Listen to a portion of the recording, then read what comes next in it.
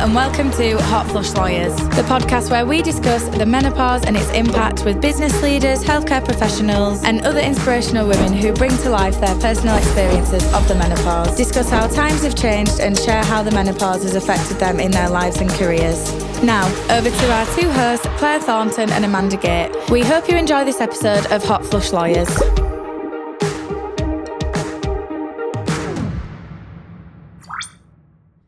Okay, welcome to another edition of Hot Flush Lawyers, with sponsored by Thornton Jones Solicitors of Wakefield and the whole of Yorkshire, with me, Clare Thornton, and my colleague, Amanda.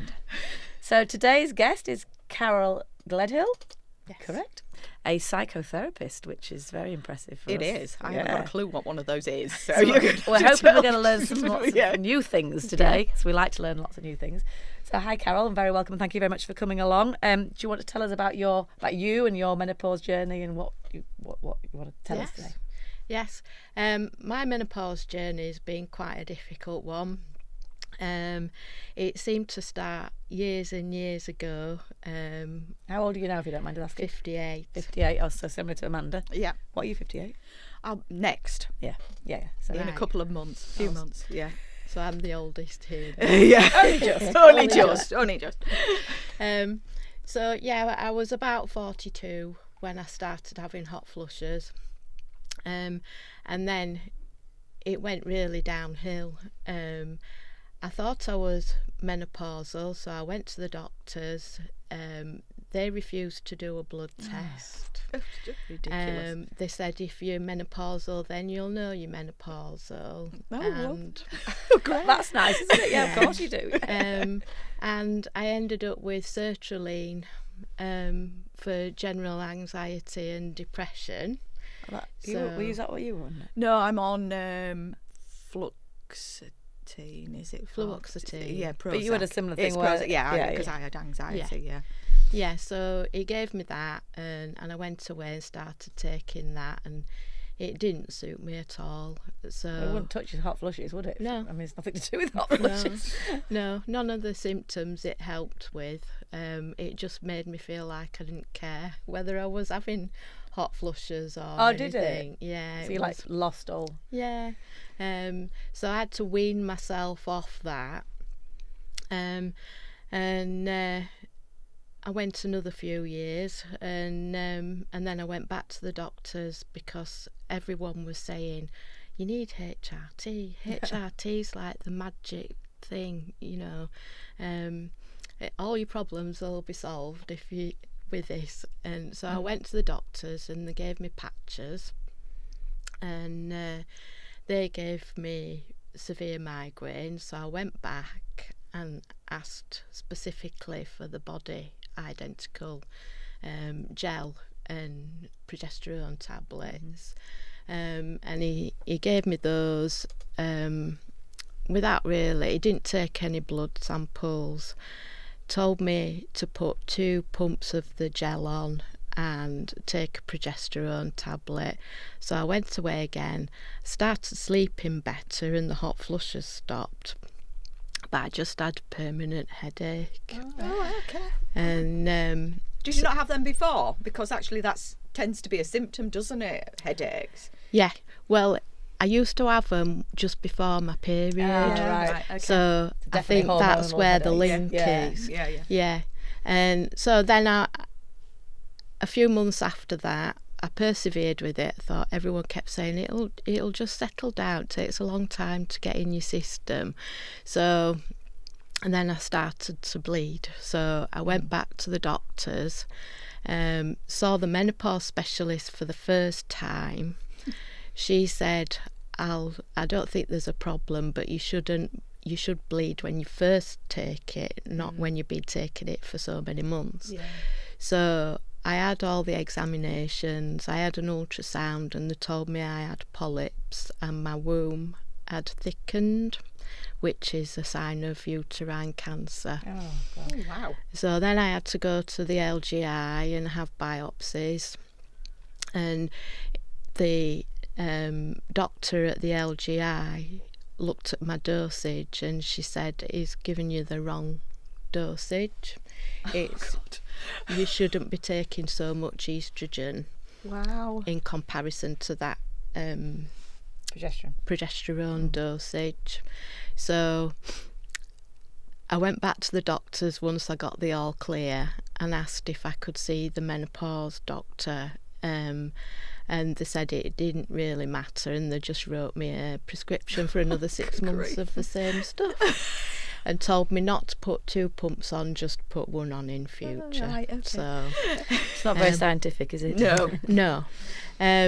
So I went away and I thought, I don't really want to take this. I don't want it in my system anymore now. So I spent a few months coming off it, and it does take a long time to get properly out of your system again. Then the hot flushes started, and they were quite bad. But then they've settled down a bit now. I'm probably having one now because I'm a bit nervous. So it's kind of settled down, and I bought... So you're not on HRT at all now? No, right. I'm on nothing now. I did take some herbal supplements for a while, but I felt like they were not really working, and they were quite expensive. Of course, yeah. If you put menopause on anything... It triples the price. Like face creams and things. They're all dead expensive, aren't they? And, so I came off it all. I resisted the temptation. My friend who'd been so full of HRT said, well, why don't you try doing testosterone as well? But thank God I didn't go down that route, having got the diagnosis that I've now got. So last year, or possibly the year before, I had a client. I was training to be a psychotherapist, and a lot of my clients were neurodivergent, and one of those clients said to me, has the counselling company put us together because you're autistic as well? So I brushed off the question and thought, that's a bit weird. Yeah. So I went away and thought about it, and then I started writing down everything that I could think of in my past where it might be a sign or a symptom, and I thought, yeah, this is possibly the case. So because you presumably trained about to know what. That's one of the things that interests me. I was really interested in it anyway, and a lot of the clients have got traits of ADHD or autism. Because it goes alongside trauma and depression.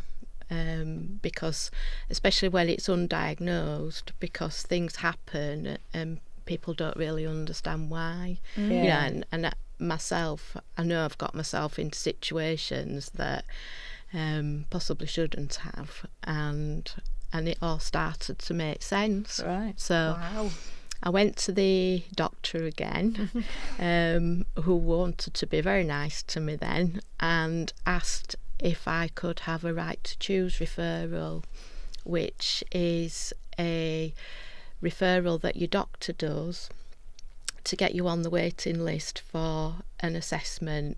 It's a private assessment, but the surgery covers the cost. Oh, okay. So that at the moment there are 9-year waiting lists for ADHD assessment. Really? I've heard that, yeah. Wow. Yeah. And I got into an assessment within about 3 or 4 months of them referring me for autism. You are.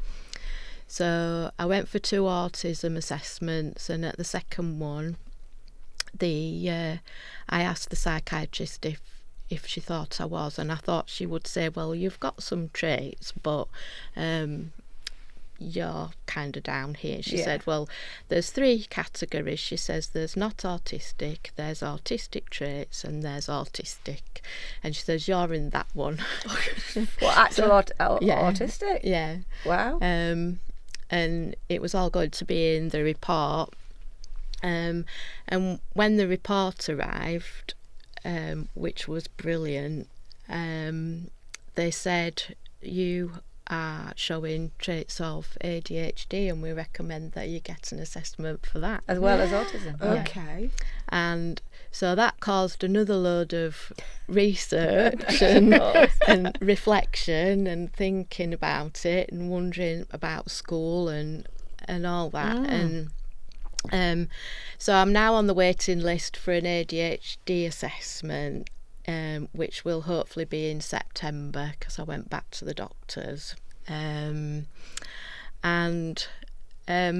So my practice as a psychotherapist, I'm now trying to make more of a niche for neurodivergence, but also for menopause, because as I researched autism, I started to find out that hormone fluctuation is linked with neurodivergence. Wow. So a woman who has maybe struggled all her life but masked her traits, and being able to mask her traits to fit in, when they become menopausal, they all suddenly find out sometimes that they can't control these traits anymore. Oh, okay. So that's why there are so many women at the moment being diagnosed when they're perimenopausal. So it's not that they've developed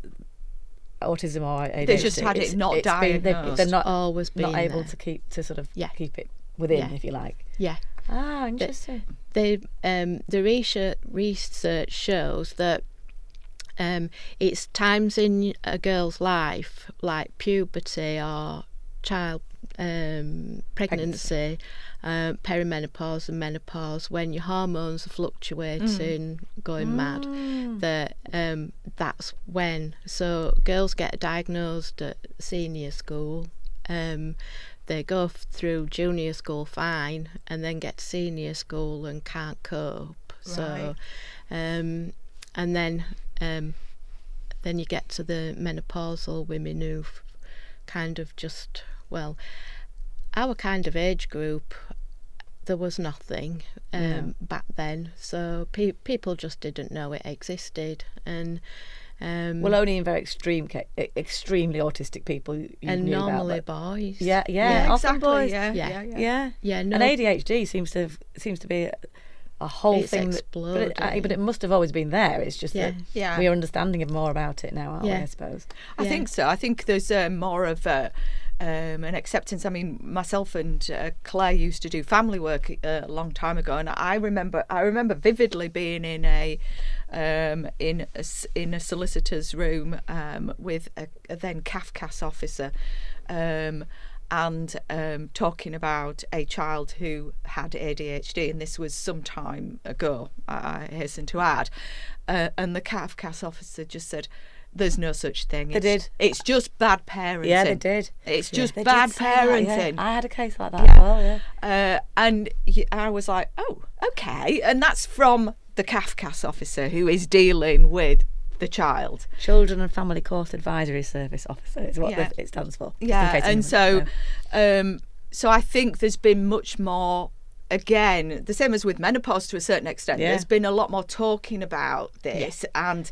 recognising the fact that you can sometimes go through life with all of these symptoms and not have it diagnosed. And it's interesting to hear that these hormone fluctuations are going to bring it out. Yeah. So if people are listening and thinking, I mean, you didn't know it, you were trained to be a psychotherapist, and now you do know. Has that changed how you feel about things, and are you able to manage things better because you know? Is that sort of... I realised, because I thought I was having really bad anxiety and social anxiety, and also panic attacks. but it's not. It's there is an element of anxiety, but it's autistic and in nature, and the autism and trauma run side by side. So it's been researched that people who are autistic have trauma in their lives. Because really? Always? Well, the majority of the time, because of how they've struggled with situations where they don't really know how to respond.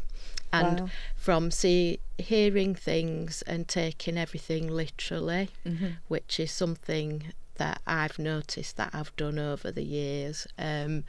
So I see. Right. And then also the symptoms of menopause can also be some of the traits of autism. So it's hard to know which is which sort of thing. Yeah. Right. So if you're autistic, then your menopause symptoms are likely to be more severe.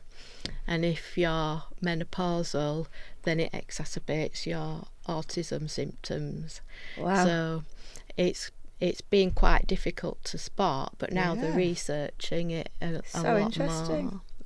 Yeah. So how do you spot it? How do you spot it? What is the difference between a menopausal woman, like who's got extreme symptoms and is, for want of a better phrase, just menopausal, or somebody who has extreme symptoms and is neurodivergent? How do you spot that?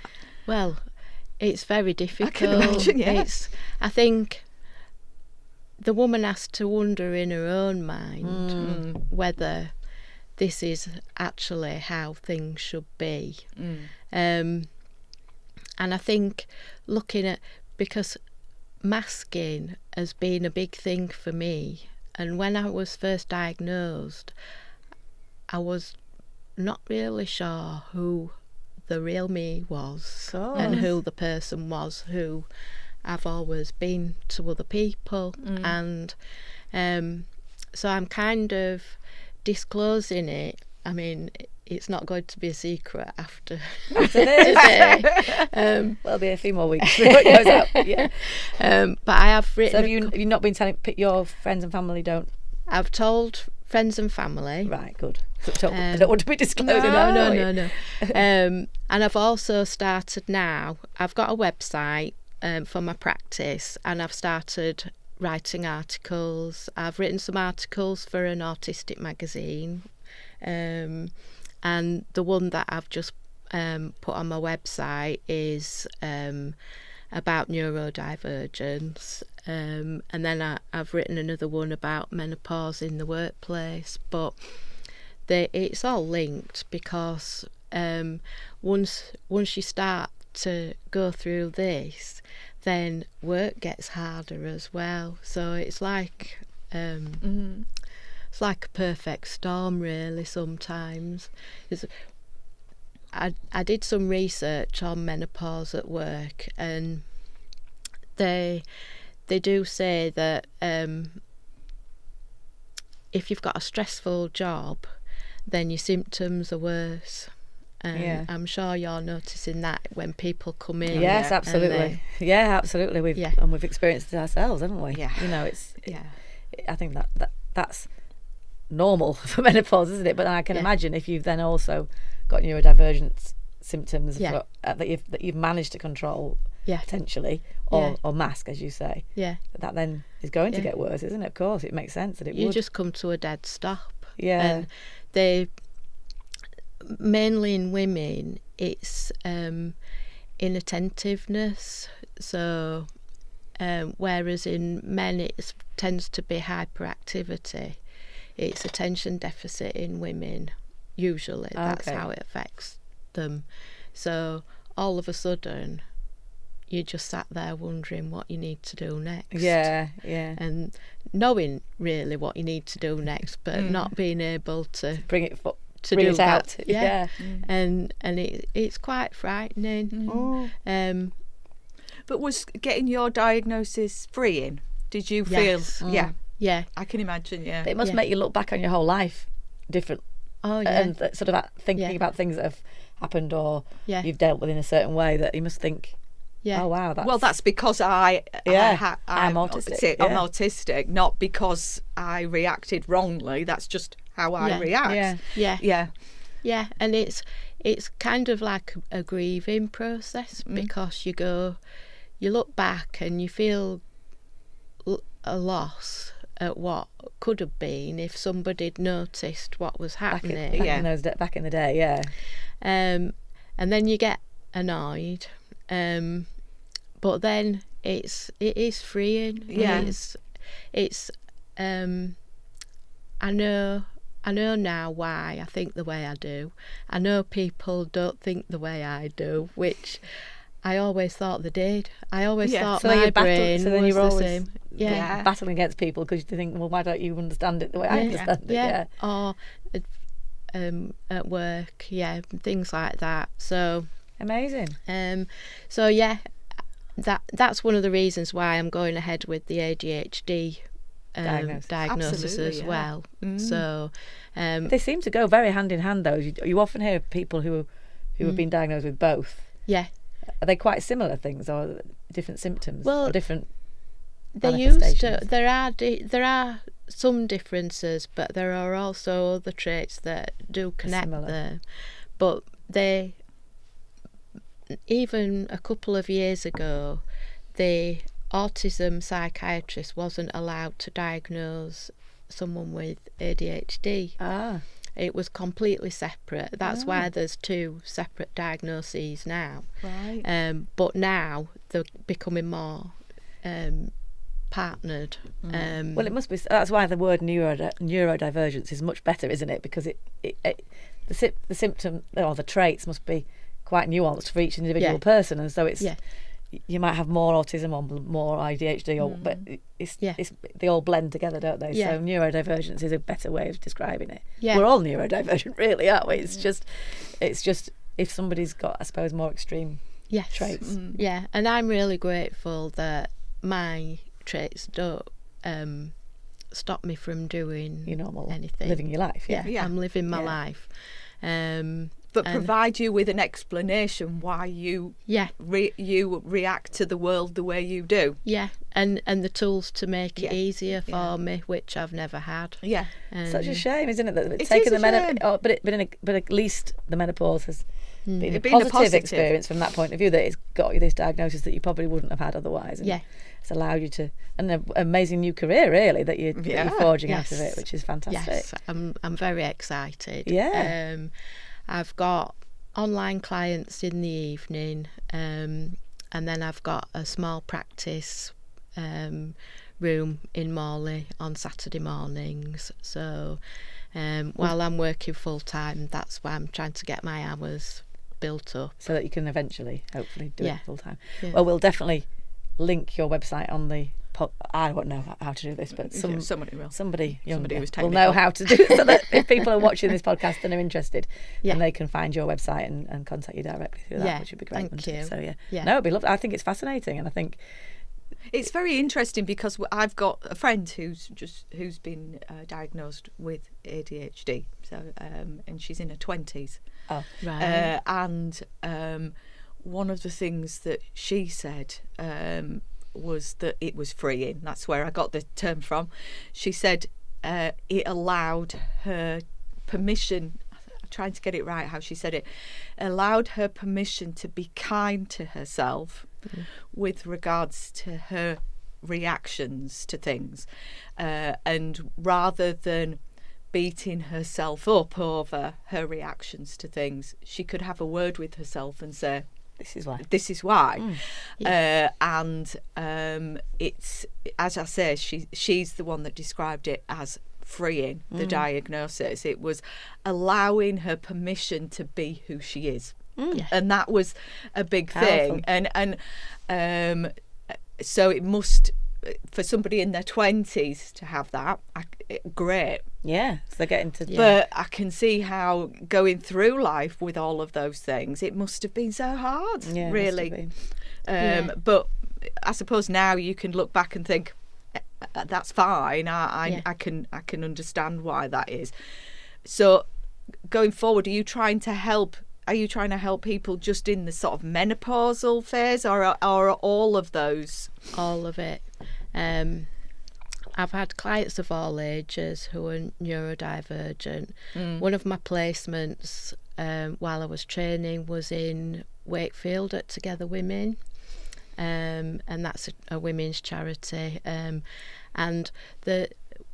it's really quite sad, because a lot of the women who are in the justice system, because that's who they deal with, there is an underlying current of people who have got ADHD and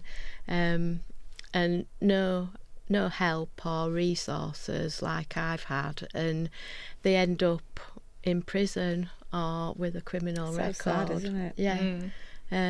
When I think that, you know, that if they had the help and they had the knowledge of how to help themselves, it would make a big difference. Yeah. Am I right in thinking that there's medication that people take, or is it? Do you think that's the right route, or is it more that? Well, there's nothing you can take for autism. No. But ADHD, there is medication. There's all different ones, and that's one of my reasons for for the diagnosis, because I want to try it and see if it does help. Lots of children have it, don't they? They've got diagnosis, just sort of calm them. To help them to concentrate. To concentrate, yeah. Yeah, and that's why I want it, really, for concentration. But the problem is, and that's another thing that I'm trying to kind of promote, is the fact that if you're autistic, then your body reacts differently to medication, or it can do. Okay, all right. So that's probably why the HRT wasn't like it was for me. Wasn't the right thing for you. It wasn't right. Well, that's why you wouldn't want testosterone. I can see that, because I'm a big fan of testosterone for me. But I can see you wouldn't even want to take anything without knowing that the impact it could have on you. I'd certainly be much more careful now than I was before, because I just trusted the doctors. Of course you do, yeah.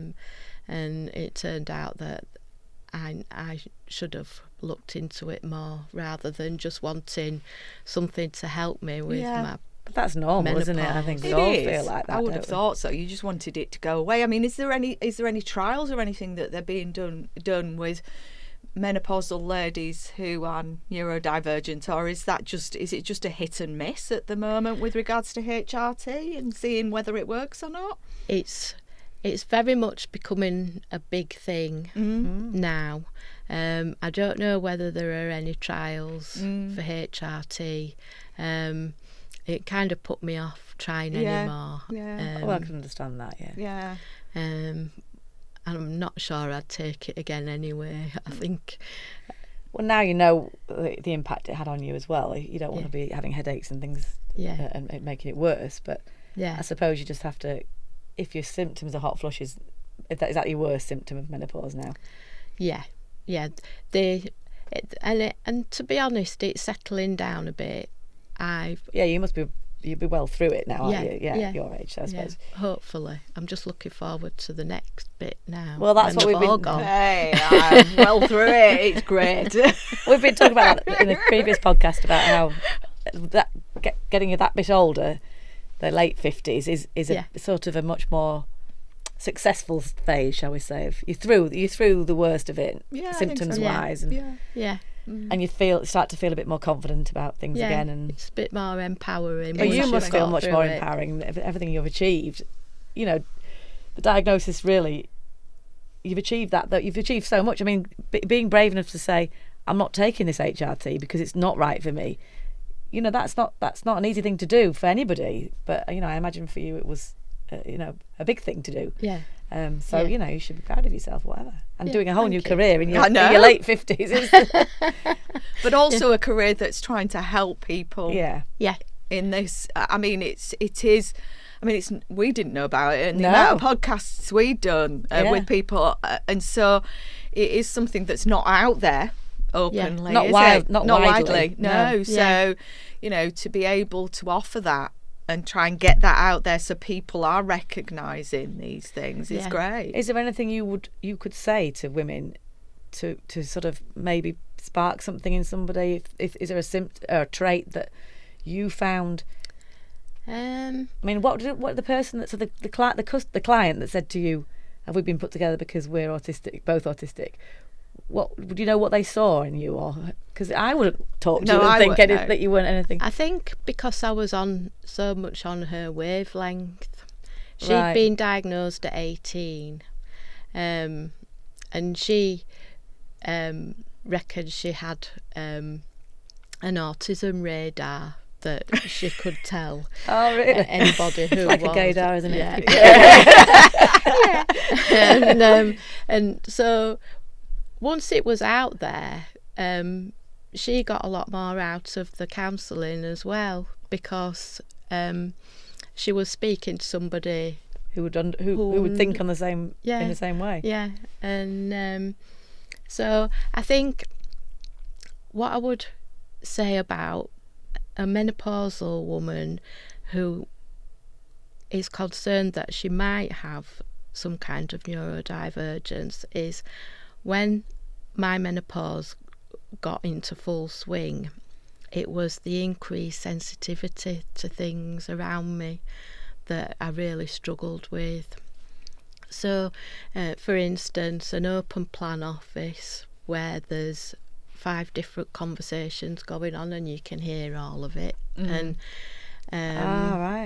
and also bright lights were sparking migraines, which I'd not really suffered from before, and also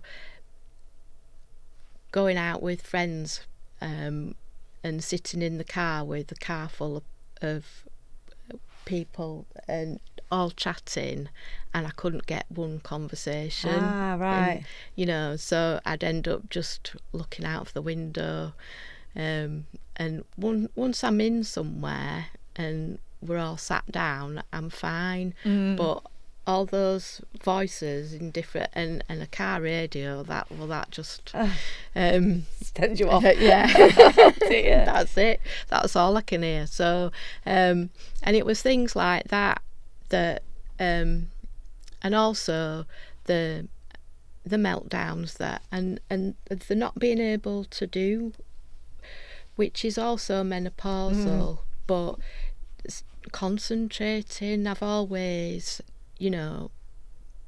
worked at 100 miles an hour and not really understood why. Nobody else really does. And that's a superpower, that. Can we have some more of that? But all of a sudden you not being like that. You can't do it. And I thought everybody's brain worked the same way as mine, I mean it, and you just all of a sudden don't understand what's going on.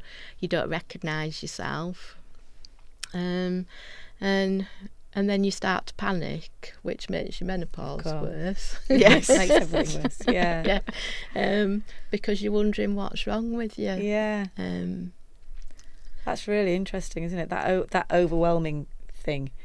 It is, but it's very sort of niche, isn't it? Because at the end of the day, all the things you've described, you could be describing a menopausal person without neurodiverse, but it's those tiny little things. That hypersensitivity. The hypersensitivity. Yeah. I've heard that from my friend who really struggled in an environment where there was lots and lots of people and lots of people's noise, that she just was overwhelmed by. Well, that's what autistic people, children, they have earmuffs, don't they, and things because of that oversensitivity to stimulation, and I can imagine. But so this is something that's. Did you notice that sort of thing when you were younger? When you look back now, when you were going through hormonal times? Yeah. And I took the pill when I was in my 20s, and I know now, because that changed me like the HRT did. And now looking back, I think, oh well, that's why. That's why, of course, it makes sense. I've got an answer. Yeah. Hormones are so powerful, aren't they? So, when you think that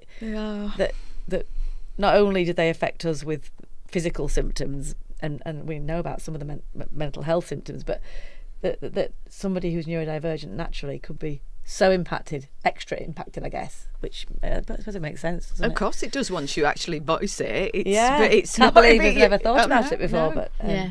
No. But they do say there's 32 menopause symptoms. We've just been listing them in the last podcast, haven't we? Have you got a list? I haven't got a list of them all. What about we added to the list as well, because there's other ones. I think the list grows every time we have a podcast. There must be even more for neurodivergent people. Yeah, I think there probably is, and like you say, it's very difficult, especially with it being that phase of your life, because you think it's menopause, and unless you've got any more concerns, then you're likely to struggle on. And there is a lot of women leave careers when they're menopausal. Well, you can imagine, can't you?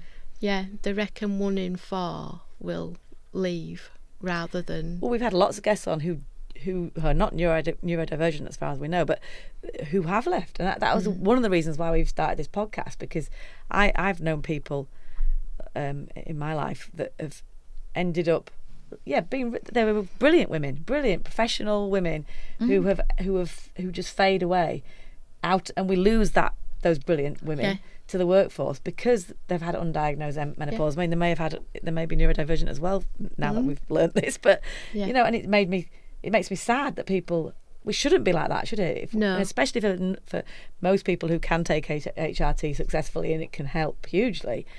But this added element now that we're learning about from you, it's fascinating. I think it's and the fact that you're talking about this now is brilliant, because it might just spark something in somebody. Hopefully, I'm sure it will. Yeah, I'm sure it will. I'm sure it will. That somebody out there will go, that's me. Yeah. That's me. I need to speak to somebody about it, because these things that we've talked about in all of the podcasts has sort of sparked things in lots of different people that they've said, that's me actually. That must be normal. That must be something that's okay. I'm going to look into that. It's really important, isn't it? Yeah. And I think this is the next level of that menopause is out there now quite commonly, but this extra dimension to it, it definitely isn't out there, because I've not heard of it anywhere else, and we're quite menopause heavy. I'm quite clued up on menopause now, so thank you ever so much for talking about it and being willing to come and talk. Yes, thank you. It's I know you were nervous, very brave to be.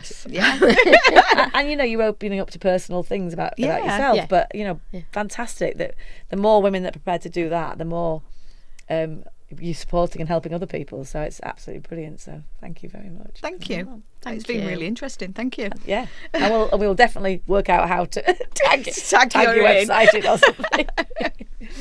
Okay, lovely. Thank you. Thank you for listening to the Hot Flush Lawyers podcast. Please be sure to follow and share this podcast and join in the conversation on our socials. We look forward to sharing our next episode with you very soon.